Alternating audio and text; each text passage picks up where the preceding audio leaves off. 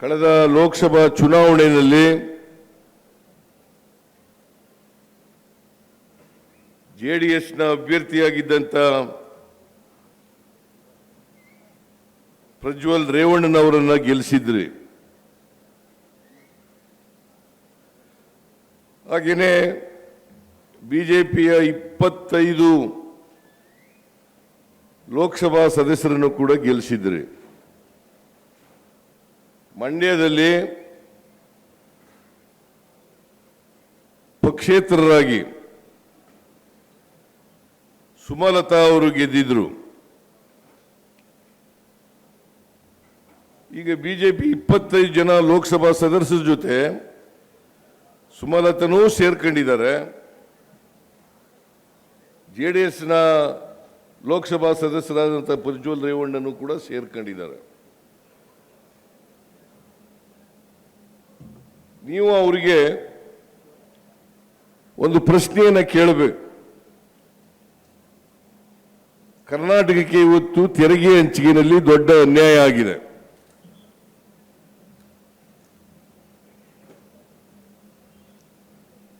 ಕೇಂದ್ರ ಸರ್ಕಾರ 15ನೇ ಹಣಕಾಸು ಆಯೋಗದ ಶಿಫಾರಸಿನ ಅನ್ವಯ ಕರ್ನಾಟಕಕ್ಕೆ ಕೊಡಬೇಕಾದಂತ ಅವರು ಏನು ಶಿಫಾರಸು ಮಾಡಿದ್ದಾರೆ ಅದನ್ನು ಕೂಡ ಕೊಟ್ಟಿಲ್ಲ. ಬಹಳ ಜೆಡಿಎಸ್ನವರು ಮಾತಾಡ್ತಾರೆ, ರೈತರ ಬಗ್ಗೆ ಮಾತಾಡ್ತಾರೆ, ನೀರಾವರಿ ಯೋಜನೆಗಳ ಬಗ್ಗೆ ಮಾತಾಡ್ತಾರೆ. ನಿರ್ಮಲಾ ಸೀತಾರಾಮನ್ ಅವರು 2023-24ರಲ್ಲಿ ಅವರ ಬಜೆಟ್ನಲ್ಲಿ ಘೋಷಣೆ ಮಾಡಿದರು, ಅಪ್ಪರ್ ಭದ್ರಾ ಯೋಜನೆಗೆ 5,300 ಕೋಟಿ ರೂಪಾಯಿಗಳನ್ನು ಕೊಡ್ತೇವೆ ಅಂತೇಳಿ ಬಜೆಟ್ನಲ್ಲಿ ಘೋಷಣೆ ಮಾಡಿದ್ದದ್ದು. ಅದನ್ನೇ ಇಲ್ಲಿ ಬಸವರಾಜ ಬೊಮ್ಮಾಯಿ ಅವರು ಅಂದಿನ ಮುಖ್ಯಮಂತ್ರಿ 5,300 ಕೋಟಿ ರೂಪಾಯಿ ಕೇಂದ್ರದಿಂದ ಬರ್ತದೆ ಅಪ್ಪರ್ ಭದ್ರಾ ಯೋಜನೆಗೆ.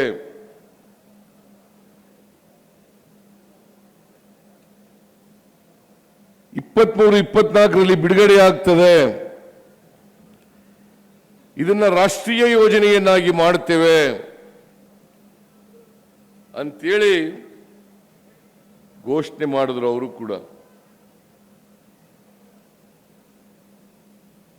ಆದರೆ ಇಷ್ಟೊಂದು ಜನ 28ರಲ್ಲಿ 27 ಜನ ಲೋಕಸಭಾ ಸದಸ್ಯರುಗಳು 5 ವರ್ಷ ಲೋಕಸಭೆಯಲ್ಲಿ ಇದ್ರಲ್ಲ, ಕರ್ನಾಟಕಕ್ಕೆ ಅನ್ಯಾಯ ಆಗಿದೆ ಅಂತೇಳಿ ಒಂದು ದಿನ ಬಾಯಿ ಬಿಟ್ಟಿದ್ದೀರ ಪಾರ್ಲಿಮೆಂಟ್ನಲ್ಲಿ?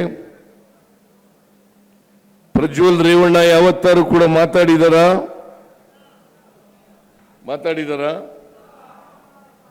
ಇಷ್ಟೆಲ್ಲ ಅನ್ಯಾಯ ಆದರೂ ಕೂಡ ಕರ್ನಾಟಕದಲ್ಲಿ ಭೀಕರವಾದಂಥ ಬರಗಾಲ ಇದೆ. 240 ತಾಲೂಕುಗಳಲ್ಲಿ 223 ತಾಲೂಕುಗಳು ಬರಗಾಲ ಅಂತ ಘೋಷಣೆ ಮಾಡಿದ್ದೀವಿ. ಇವತ್ತಿನವರೆಗೆ ನಾವು ಮನವಿ ಕೊಟ್ಟು 6 ತಿಂಗಳುಗಳಾದರೂ ಕೂಡ 1 ರೂಪಾಯಿ ಬಿಡುಗಡೆ ಮಾಡಿಲ್ಲ. ರೈತರ ಬಗ್ಗೆ ಬಹಳ ಕಳಕಳಿ ಇರ್ತಕ್ಕಂಥ ಜೆಡಿಎಸ್ನವರು, ಜೆಡಿಎಸ್ನ ಸುಪ್ರೀಮೋ ದೇವೇಗೌಡರು ಯಾವತ್ತಾದರೂ ಕೂಡ ಬರಗಾಲಕ್ಕೆ ಯಾಕೆ ದುಡ್ಡು ಕೊಟ್ಟಿಲ್ಲ ಅಂತೇಳಿ ರಾಜ್ಯಸಭೆಯಲ್ಲಿ ಪ್ರಸ್ತಾಪ ಮಾಡಿದಾರ? ಪ್ರಜ್ವಲ್ ರೇವಣ್ಣ ಯಾವತ್ತಾರು ಪ್ರಸ್ತಾಪ ಮಾಡಿದಾರ? ಮತ್ತೆ ನೀವು ಅವ್ರನ್ನ ಲೋಕಸಭೆಗೆ ಕಳಿಸಿಕೊಟ್ಟಿರೋದು ಯಾಕೆ? ರಾಜ್ಯಸಭೆಗೆ ಕಳಿಸಿಕೊಟ್ಟಿರೋದು ಯಾಕೆ? ಕರ್ನಾಟಕಕ್ಕೆ ಅನ್ಯಾಯ ಆಯ್ತಾ ಇದ್ರು ಕೂಡ ಕರ್ನಾಟಕದ ಕನ್ನಡಿಗರಿಗೆ ಅನ್ಯಾಯ ಆಯ್ತಾ ಇದ್ರು ಕೂಡ ಇವರು ಬಾಯಿ ಬಿಡ್ಲಿಲ್ಲ ಅಂತಂದ್ರೆ ಮತ್ತೆ ಇವರನ್ನ ಲೋಕಸಭೆಗೆ ಕಳಿಸಿಕೊಡಬೇಕಾ ಅಂತಕ್ಕಂಥದ್ರ ಬಗ್ಗೆ ನೀವು ಚರ್ಚೆಯನ್ನ ಮಾಡಿ ತಮ್ಮ ಮತವನ್ನ ಹಾಕಬೇಕು ಅಂತೇಳಿ ತಮ್ಮಲ್ಲಿ ಅತ್ಯಂತ ಕಳಕಳಿಯಿಂದ ಪ್ರಾರ್ಥನೆಯನ್ನು ಮಾಡಲಿಕ್ಕೆ ಬಯಸ್ತಾ ಇದೆ. ಮಾಡಬೇಕಾ ಬೇಡ ಹೇಳಿ ನೀವೇ? ಮಾಡಿದಾರ ಯಾವತ್ತಾರು? ಪ್ರಜ್ವಲ್ ರೇವಣ್ಣ ಯಾವತ್ತಾರು ಬಾಯಿ ಬಿಟ್ಟಿದಾರ? ದೇವೇಗೌಡರು ಯಾವತ್ತಾರು ಮಾತಾಡಿದಾರ? ಮಾತೆತ್ತಿದ್ರೆ ದೇವೇಗೌಡರು ನನಗೂ ನರೇಂದ್ರ ಮೋದಿಯವರಿಗೂ ಅವಿನಾವ ಭಾವ ಸಂಬಂಧ ಇದೆ, ಅವಿನಾವ ಭಾವ ಸಂಬಂಧ ಇದೆ. ನಾನು ಹೇಳಿದೆ ಅಷ್ಟೊಂದು ಚೆನ್ನಾಗಿದ್ರೆ ಮೇಕೆದಾಟುಗೆ ಯಾಕೆ ಪರ್ಮಿಷನ್ ಕೊಡಿಸಿಲ್ಲ ಮಿಸ್ಟರ್ ದೇವೇಗೌಡ್ರೆ? ಇವತ್ತು ಬರಗಾಲ ಬಂದು ಬೆಂಗಳೂರಿನಲ್ಲಿ ಕುಡಿಯಲಿಕ್ಕೆ ನೀರಿಗೆ ತೊಂದರೆ ಆಗಿದೆ. ಮೇಕೆದಾಟು ಯೋಜನೆಯನ್ನ ಮಾಡ್ತಾ ಇರ್ತಕ್ಕಂಥದ್ದು ಬೆಂಗಳೂರು ಮತ್ತು ಬೆಂಗಳೂರಿನ ಸುತ್ತಮುತ್ತ ಜನರಿಗೆ ಕುಡಿಲಿಕ್ಕೆ ನೀರು ಕೊಡಲಿಕ್ಕೆ, ಬ್ಯಾಲೆನ್ಸಿಂಗ್ ರಿಸರ್ವಾಯರ್ ಮಾಡಲಿಕ್ಕೆ, ವಿದ್ಯುತ್ ಅನ್ನು ಉತ್ಪಾದನೆ ಮಾಡಲಿಕ್ಕೆ. ಮಿಸ್ಟರ್ ದೇವೇಗೌಡ್ರೆ ಯಾಕೆ ಇದನ್ನು ಕೇಳಲಿಲ್ಲ? ಈಗ ಹೇಳ್ತಾರೆ NDA ಅಧಿಕಾರಕ್ಕೆ ಬಂದ್ರೆ ಮೇಕೆದಾಟುವನ್ನ ನಾವು ಕಾರ್ಯಗತಗೊಳಿಸ್ತೇವೆ.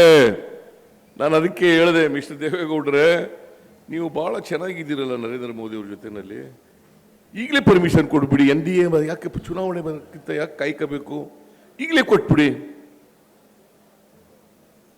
ಅದಕ್ಕೆ ಹೇಳಿದ್ರು ಸಿದ್ದರಾಮಯ್ಯನಿಗೆ ಗರ್ವ ಇದೆ, ಸಿದ್ದರಾಮಯ್ಯನವರ ಗರ್ವ ಭಂಗವನ್ನ ಮಾಡ್ತೇನೆ ನಾನು ಅಂತೇಳಿ ಶಪಥ ಮಾಡಿದ್ದಾರೆ. ನಾನು ಹೇಳಿದೆ ಅದಕ್ಕೆ ನನಗೆ ಗರ್ವನೇ ಇಲ್ವಲ್ಲ, ಭಂಗ ಇಲ್ಲಪ್ಪ ಮಾಡ್ತೀಯ ನೀನು ಅಂತ. ಗರ್ವ ಇದ್ರೆ ತಾನೇ ಭಂಗ ಮಾಡೋದು, ಗರ್ವನೇ ಇಲ್ಲ. ಈ ರೀತಿಯಾಗಿ ಕರ್ನಾಟಕವನ್ನ ಕೇಂದ್ರ ಸರ್ಕಾರ ಮಲತಾಯಿ ಧೋರಣೆಯಿಂದ ನೋಡ್ತಾ ಇದ್ರು ಕೂಡ ಇವರು ಅವ್ರ ಜೊತೆಯಾಗಿದ್ದೀವಿ ಅಂತೇಳಿ ಬಾಯಿ ಬಿಡದೆ ಇದ್ದಾರಲ್ಲ, ಇದು ನ್ಯಾಯನಾ? ನಿಮಗೆ ಇದು ಅನ್ಯಾಯ ಅಂತ ಅನ್ಸಿದ್ರೆ ಪ್ರಜ್ವಲ್ ರೇವಣ್ಣ ಅವರನ್ನ ಸೋಲಿಸಿ ನಮ್ಮ ಅಭ್ಯರ್ಥಿಯನ್ನ ಗೆಲ್ಲಿಸಿಕೊಡಬೇಕು ಅಂತೇಳಿ ನಿಮ್ಮಲ್ಲಿ ಅತ್ಯಂತ ಕಳಕಳಿಯಿಂದ ಪ್ರಾರ್ಥನೆಯನ್ನು ಮಾಡಲಿಕ್ಕೆ ಬಯಸ್ತಾ ಇದ್ದೇನೆ.